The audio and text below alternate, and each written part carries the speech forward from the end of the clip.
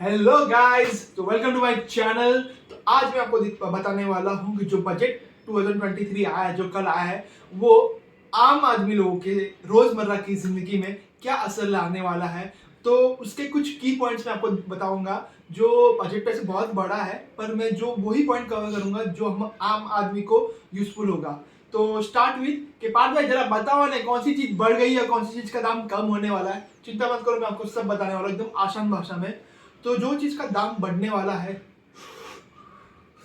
मैं नहीं पी रहा हूं, पर जो चीज ये भाई जो पी रहे उसको देखो पहले।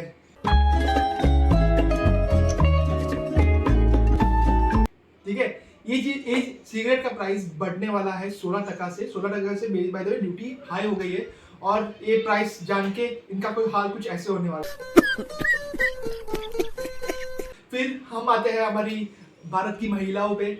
तो आपके लिए भी गवर्नमेंट ने प्राइस दाम का ख्याल रखा है। तो आपकी जो ज्वेलरी जो आप पहनते हो और गोल्ड बार है, वो भी एक कॉस्ट उसका बढ़ने वाला है।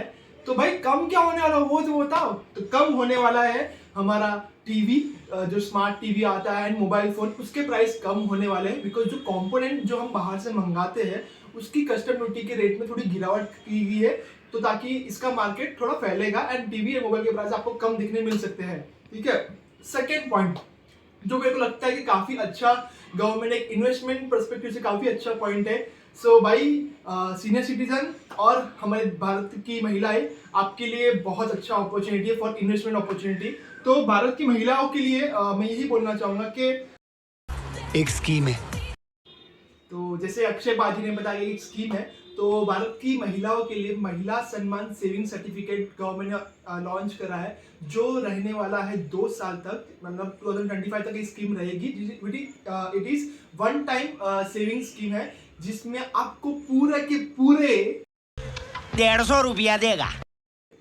60.5% का इंटरेस्ट रेट मिलेगा विद द पार्शियल विड्रॉवल के साथ मिलने वाला है। तो ये एक अच्छा एक स्कीम जो गवर्नमेंट ने निकाला है कि आप 2 लाख तक डिपॉजिट अमाउंट कर सकते हो और 7.5% तक आपको इंटरेस्ट रेट मिलेगा। सेकेंड, हमारे सीनियर सिटीजन के लिए भी सेविंग स्कीम थी, उसको जो पहले 15 लाख था उसको बढ़ा के 30 लाख तक कर दिया है। तो ये मैं इन्वेस्टमेंट पर्सपेक्टिव से बोलना चाहूंगा कि बहुत अच्छा भारत सरकार ने डिसीजन लिया हुआ है।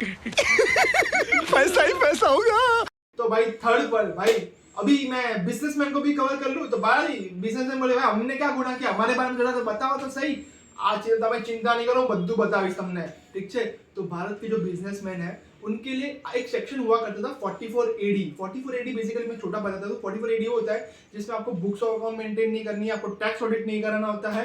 पहले उसकी लिमिट थी 2 करोड़ रुपया। अगर आपका टर्नओवर 2 करोड़ है तो आप अपनी इनकम 6%, 8%, अगर आपका कैश रिसीव 5% से कम है तो आप 6% अपना इनकम दिखा सकते हो। पर जिस गवर्नमेंट ने वो 2 करोड़ की लिमिट को कर दिए है 3 करोड़ रुपए, तो which is beneficial for small businessman and professional लोग। आप चिंता मत करो, आपकी लिमिट 50 लाख से 75 लाख कर दिएगा। अभी भारत के बिजनेसमैन की बात कर ली तो थोड़े अमीर लोग को भी तो पकड़ ले भाई, अमीर लोग ने भी क्या गुनाह किया है।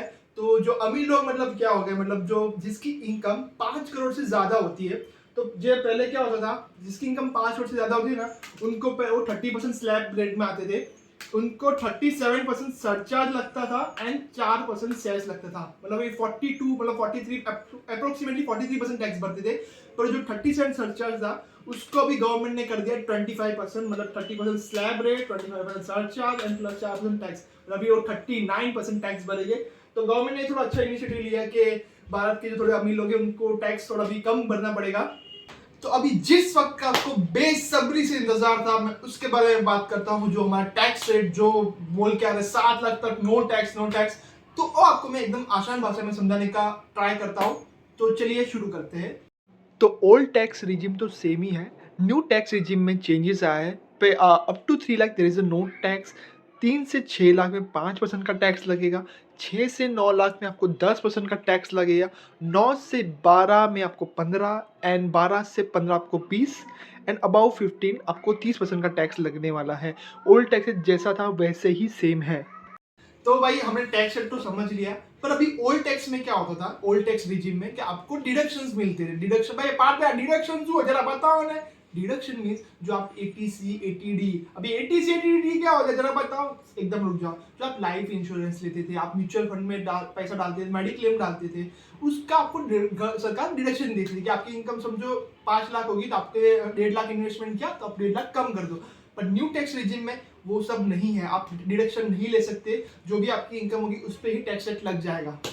बजट का सबसे बड़ा कंफ्यूजन भाई, ये 7 लाख पे नो टैक्स, मतलब गवर्नमेंट बोल रही है कि 3 से 6 लाख में 5% टैक्स, 6 से 9 लाख पे 10% टैक्स, तो ये बीच में जो 7 लाख में नो टैक्स, जरा समझा, कुछ समझ नहीं आ। चिंता मत करो, तुम्हारा भाई तुमने बद्दू समझाओ से। एक एग्जांपल आप पूछूं कि मान लो कि आपकी इनकम 6,90,000 या 7 लाख है, ठीक है, तो आपको टैक्स लग क्या हुआ, 3 से 6 लाख में 5%, मतलब आपको 15,000 टैक्स भरना पड़ेगा। फिर आपको जो 6,90,000 है तो आपका सेकंड स्लैब में आ गया, 6 से 9 लाख के टैब में आ गया, तो उसमें 10% है, मतलब आपको 1 लाख पे 10%, मतलब 10,000 टैक्स भरना पड़ेगा। टोटल 25,000 आपका समझो मान लो कि टैक्स बनता है। पर अगर आपकी इनकम 7 लाख से कम है, ठीक है, तो आपको गवर्नमेंट टैक्स रिबेट देती, भाई आप टैक्स मत दो, में मतलब काटा होगा तो आपको रिफंड मिल जाएगा, अदरवाइज उस पर टैक्स नहीं लग गया। पर अगर आपकी इनकम 7 लाख से 1 रुपया भी ज्यादा हुआ, भाई 1 रुपया भी ज्यादा हुआ ना, तो भाई पूरे के पूरे अमाउंट पे जो स्लैब है उस वजह पे टैक्स लग गया। भले आपकी इनकम 7 लाख 1 हो, 7 लाख 5 हो, या 9 लाख या 10 लाख हो, पर 7 लाख से 1 रुपया भी ज्यादा हुआ तो आपको जो टैक्स स्लैब है उस सबसे आपको रेट लग के आपको टैक्स लग जाएगा।